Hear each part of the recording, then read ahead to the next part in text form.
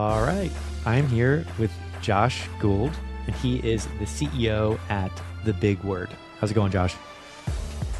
Everything's great, Steve. It's a good day.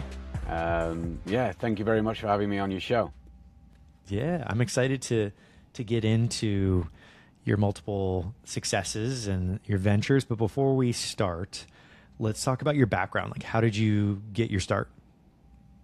So I actually came into a family business, and it was pretty small, around a $6 million revenue company, and I started out in the call center. And I quickly learned how to sell. And from there, I took over the sales function. I then left the UK at around 19 years old. I skipped college. I decided didn't need the debt and probably wasn't going to learn too much there anyway. And I moved to New York, and I set up the business in New York and grew it into a $100 million company before selling it in 2021 to Susquehanna Growth Equity. But I stayed on as CEO. So these days I'm an investor. I invest in roll-ups, but I also run The Big Word, and The Big Word is an acquirer of companies as well. Nice. Very nice. So let's talk about the business that you scaled from 6 to 100. That's a pretty large growth trajectory. What time frame was that you went from 6 to 100? Oh, that's quite a while. That was from 2006 to 2021.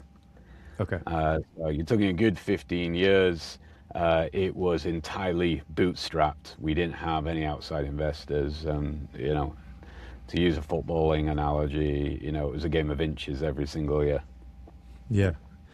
And what were some of the things that you guys were really tracking? Obviously, top line revenue. We talked briefly about EBITDA before we were recording, but what were some of the things that you were going through inch by inch as you scaled it up?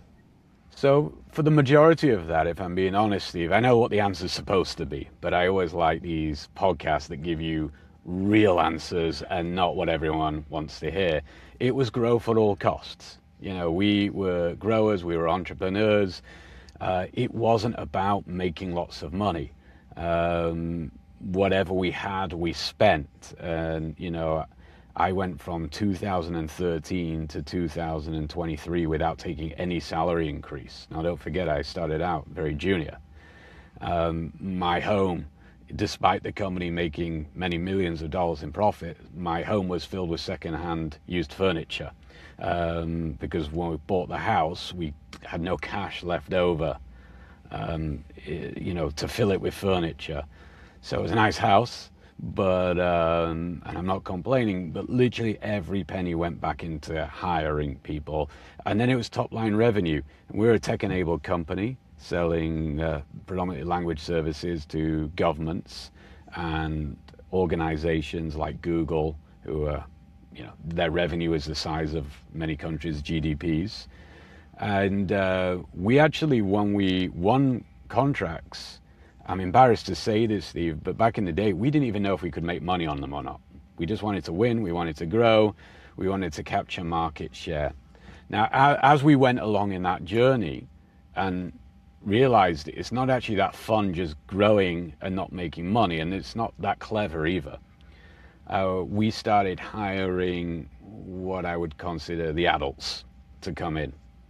And it made us feel very secure.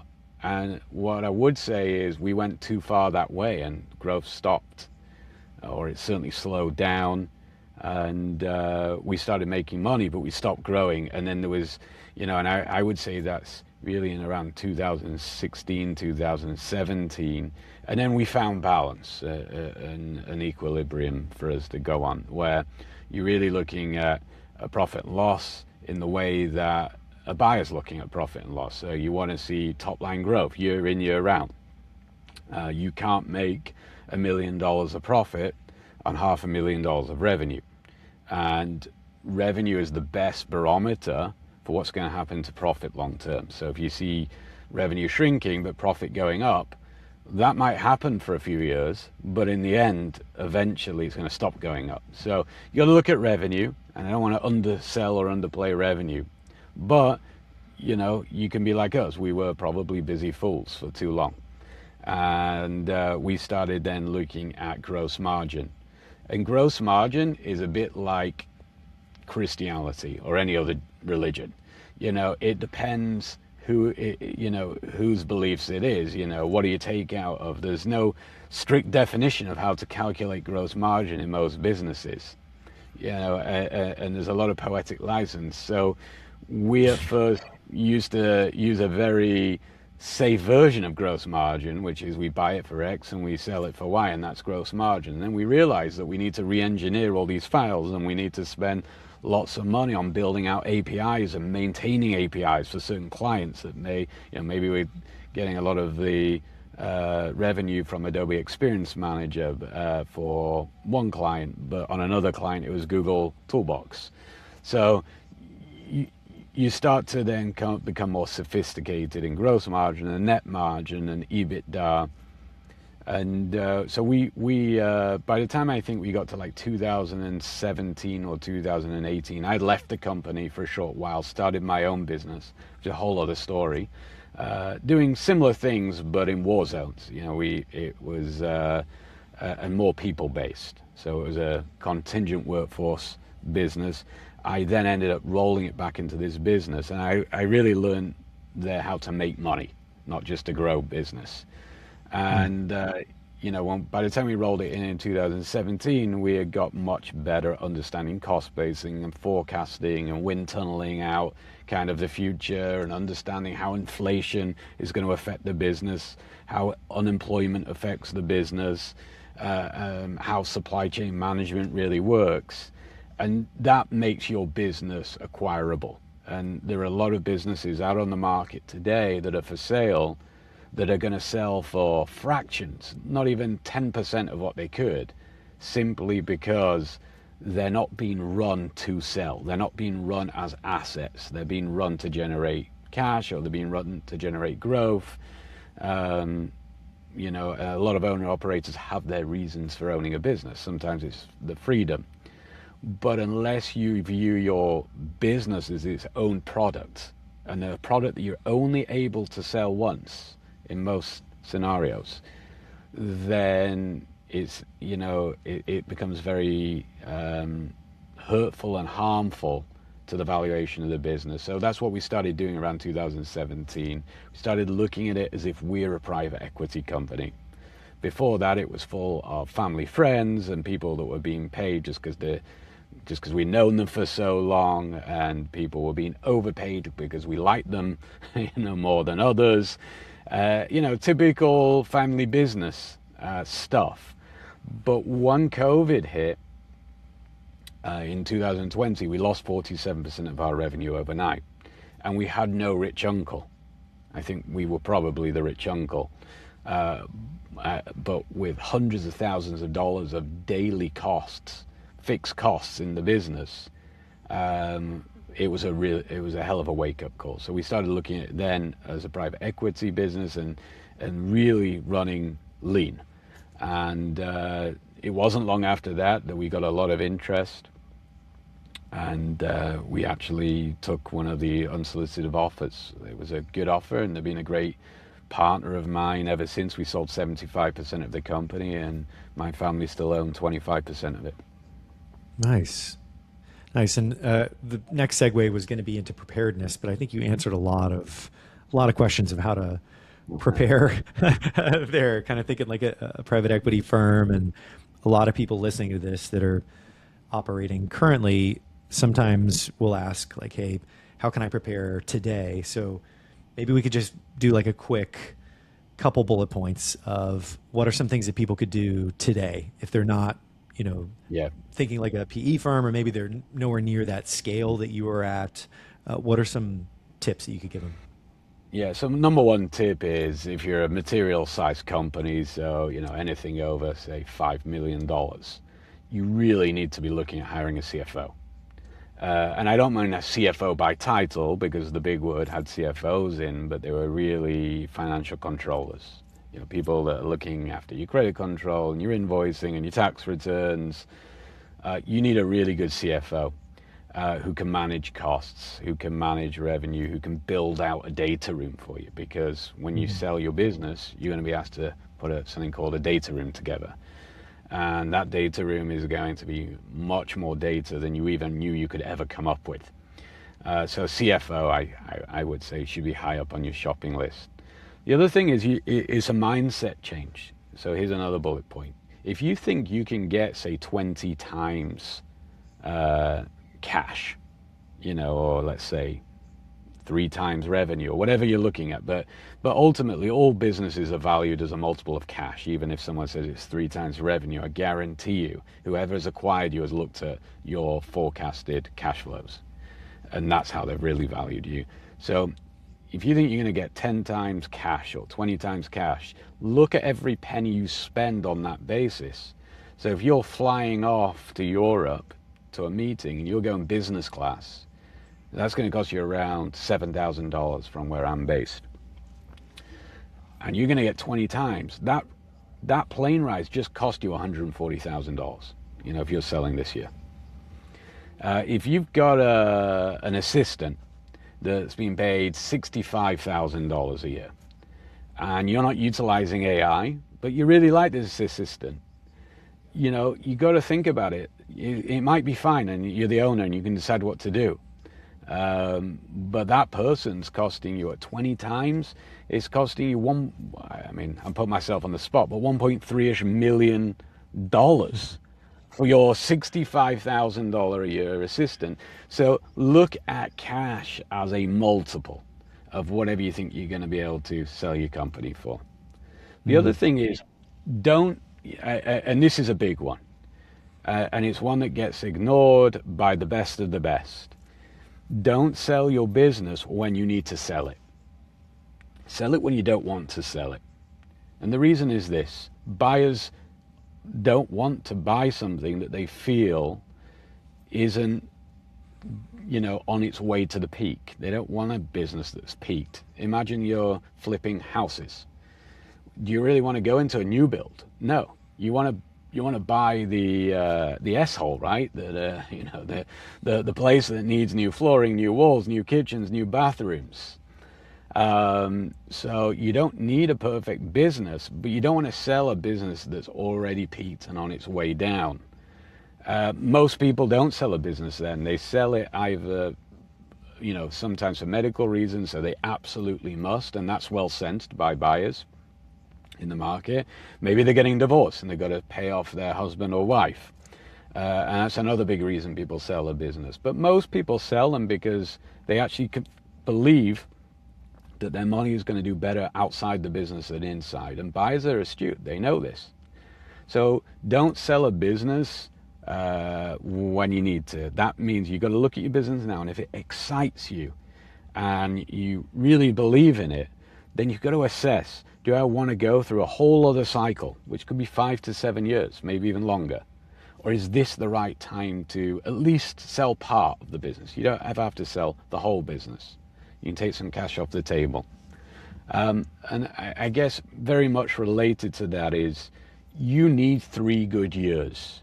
You don't want to, you know, I see a lot of businesses, because I am a buyer of companies. I do roll-ups as well through an organization called Woodley Capital, run by Simon Broch. And, you know, a lot of businesses, he looks at, you know, the revenue's like this. It's up and down. It's all over the place. The profitability is up and down.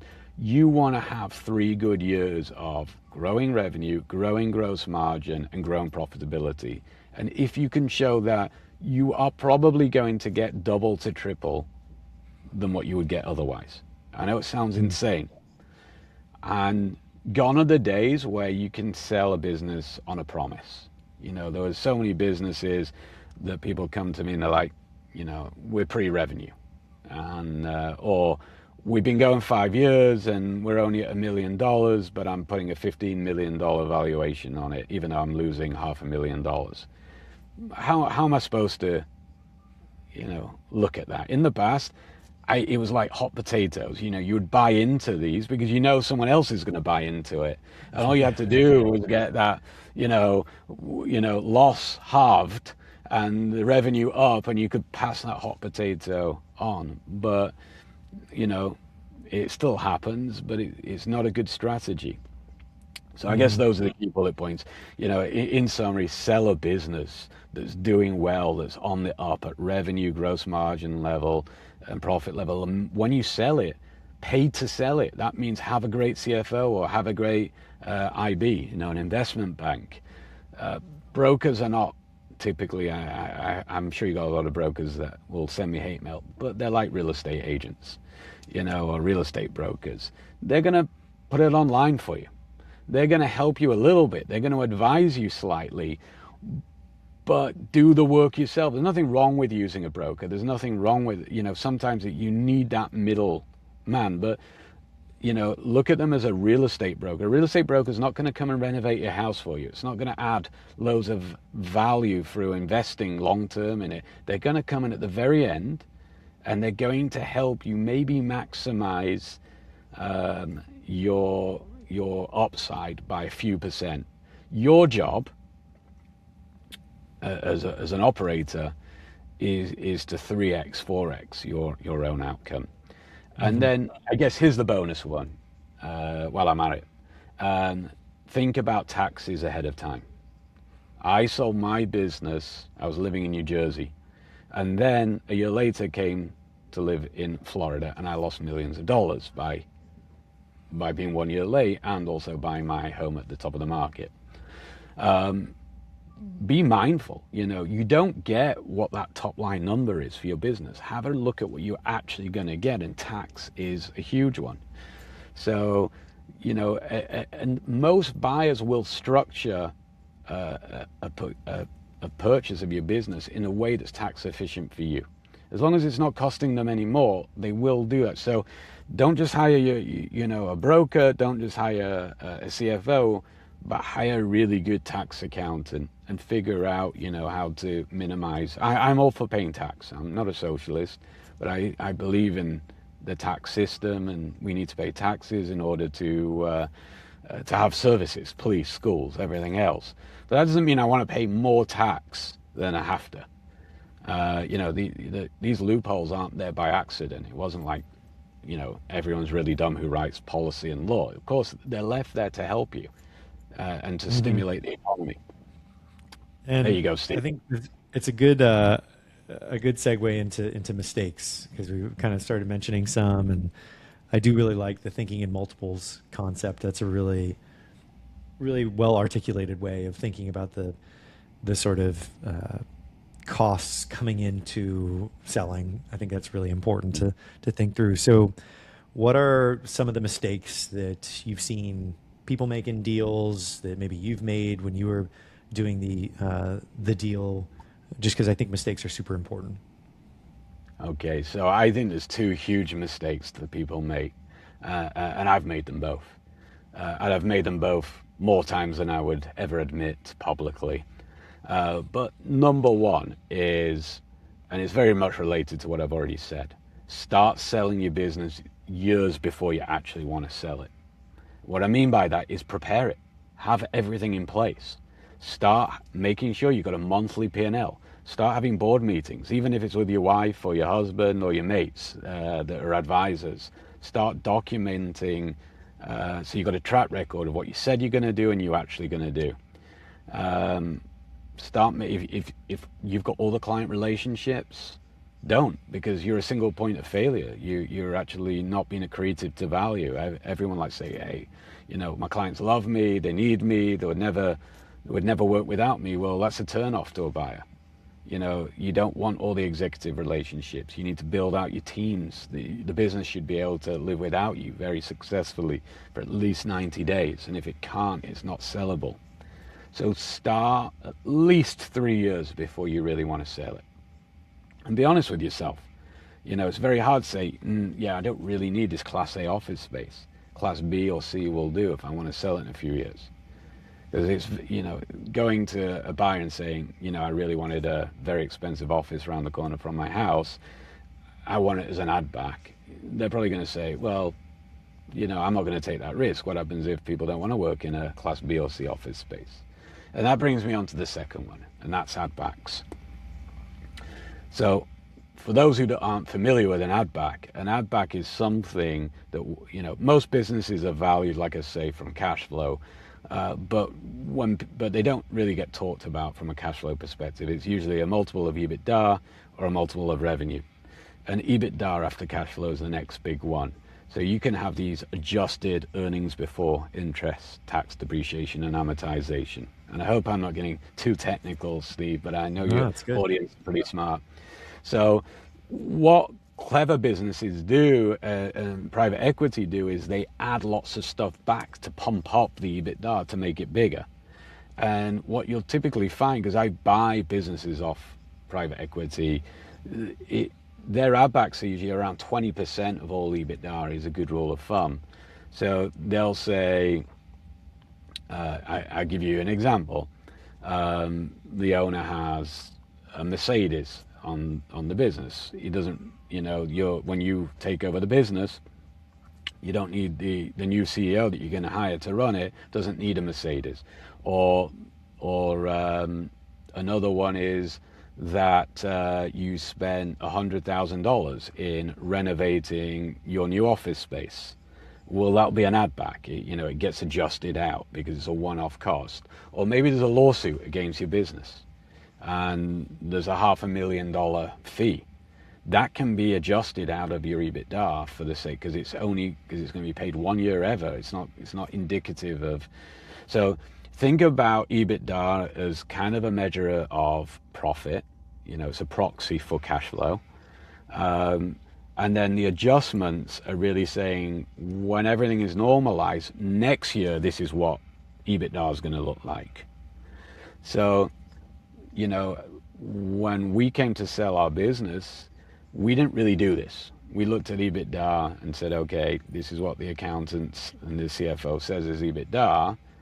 And when I saw my investors' version of ours, it was $1 million more. Now, if you're getting 20 times profit, that's $20 million you've just left on the table.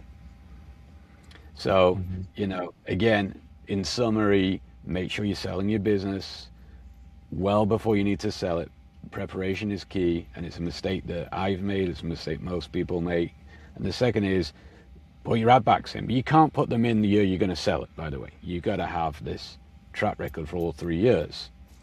And there is something called GAAP accounting or non-GAAP accounting, and these are accounting rules based in Europe and the UK, where there are approved add backs that are well understood by the IRS and by law and by private equity and other investors.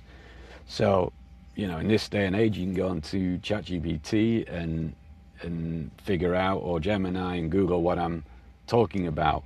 You can even, put in all your costs and ask them what could be added back and how could it be added back. But it's such a shame to spend 40 years building a company and getting $10 million for it when you could have got 30. And these are very simple things to do. Yeah. Yeah, so that takes us to the finale. Knowing what you know now, what would you tell Josh 10 years ago? First of all, I wouldn't dare advise me 10 years ago because I probably wasn't open to much advice. Like a lot of entrepreneurs, a lot of people, if you took the advice, you probably wouldn't be an entrepreneur in the first place because statistically odds are always against us. But joking aside, I would first of all, I would say that I would tell that Josh, don't feel guilty about working hard. 10 years ago, my kids were very young and I was traveling like I am now all the time. And I was very stressed. And there's a huge amount of guilt. Women are brilliant at speaking about family guilt. Men are horrible at speaking about family guilt. But it's there. It's there. And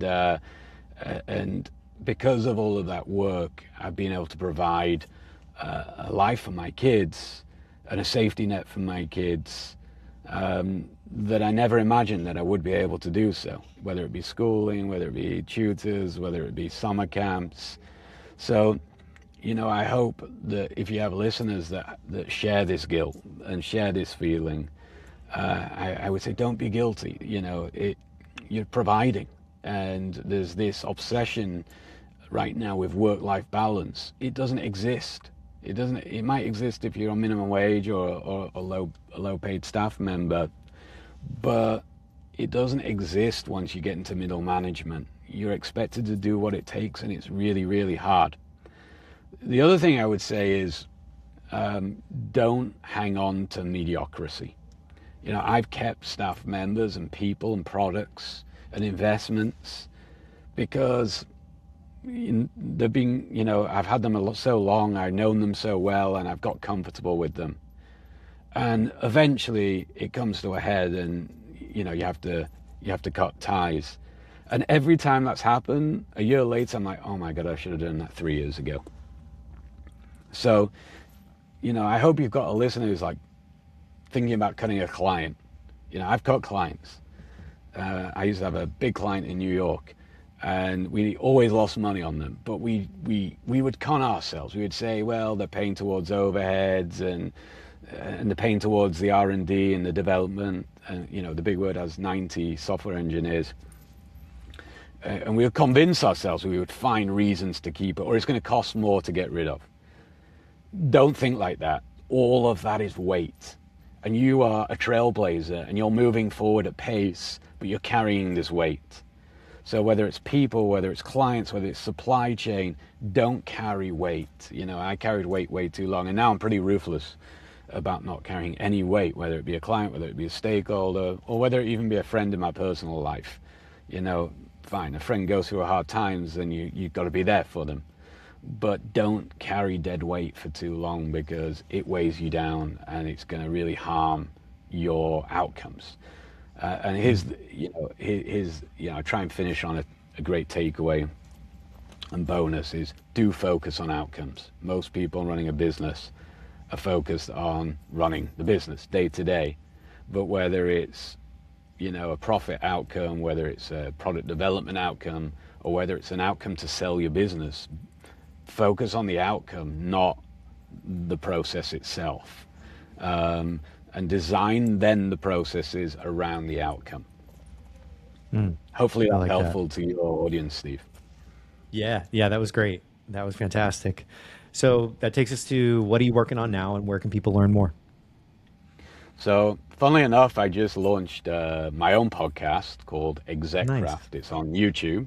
It's way harder than it looks, Steve. So I don't know how you do what you do.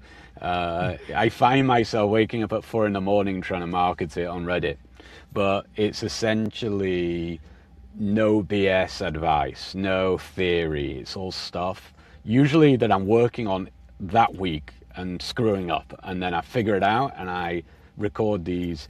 They're 7-minute bite size, 7-8 minute bite size. So that's the first thing. The second thing is I'm investing in single doctor offices. I love single doctor offices, great cash flow, usually run by people who are taking none of the advice that I hear on your podcast, and they should all probably sign up. So these are typically not business people, but they're very nice people, and they're the engine of society. Without doctors, the US would be in, or the globe would be in bad shape. So I'm working with them. I'm bringing them along the journey. We're not trying to rape and pillage from doctors. We're buying, controlling stakes, but not the whole thing. And we're helping them build their single doctor office into a multiple doctor office, and making acquisitions then of other doctors.